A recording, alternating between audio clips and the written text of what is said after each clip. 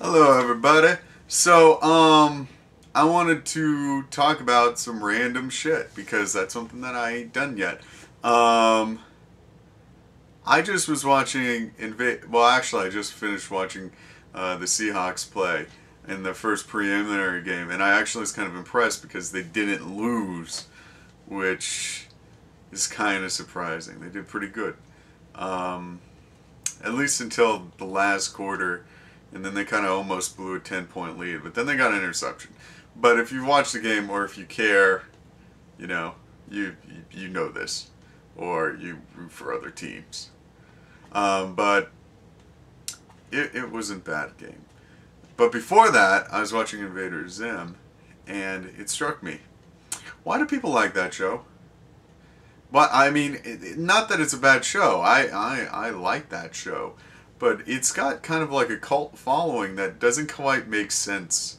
It's like, I mean, people have like shirts, own the series and stuff. I mean, it's kind of like Nightmare Before Christmas. It's kind of the same crowd.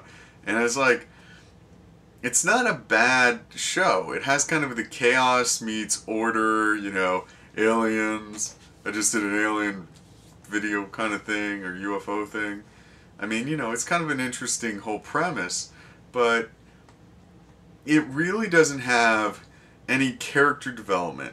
It really doesn't have any major theatrical occurrences. I mean, it's basically just, you know, mediocre chaos. Like, I mean, it's not even like on Robot Chicken level chaos. It's really kind of an organized, you know what you're going to get when you're watching an episode.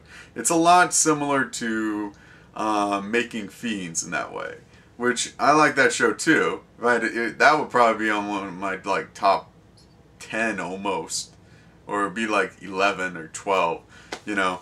But I don't know. I mean, it's an interesting show overall. I mean, you know, you don't really learn that much about his home planet. I mean, you know, why are tall people revered? I mean, and that's kind of, I guess that's part of the appeal, though, is that it really doesn't focus on that kind of stuff. It's really just, it's just a bunch of, you know, it makes fun of human being society, like, in a realistic way, well, not a realistic way, but, you know, it's a clever way of doing it. I mean, the whole conflict between, I mean, it's not a show based on development, but in a way, I guess it's probably part of its appeal. But I don't know. I wouldn't mind owning it, but then I don't want to spend the money to buy it. And it's on TV. I am surprised they brought it back. I mean, if you think about it, a lot of shows got brought back this year, especially. Like, they had Futurama, Invader Zim, I guess I already mentioned that. Family Guy got brought back twice. What other shows got brought back? I can't think of any right now. But that's 3 shows. That's kind of cool. And I guess they're animated too. But that's what the internet can do. Of course, that Mountain Dew, or no, was it Rush? It was like Mountain Rush or something. It was like a soft drink in the 90s. People were really pushing for it. And there's a couple websites on like trying to get like people to get them to bring it back, and that one just never made it. But then it was, you know, it's a shitty drink, and that's probably why. I don't know. Anyway, what's your thoughts, 2 subscribers so far,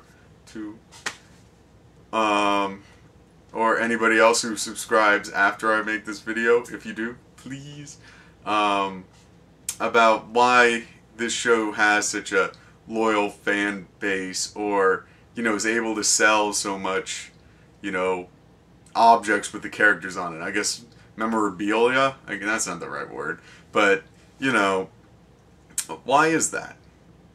It's kind of a curious thing. Anyway, that's basically it. Subscribe, comment, rate, dance. I guess I'm out.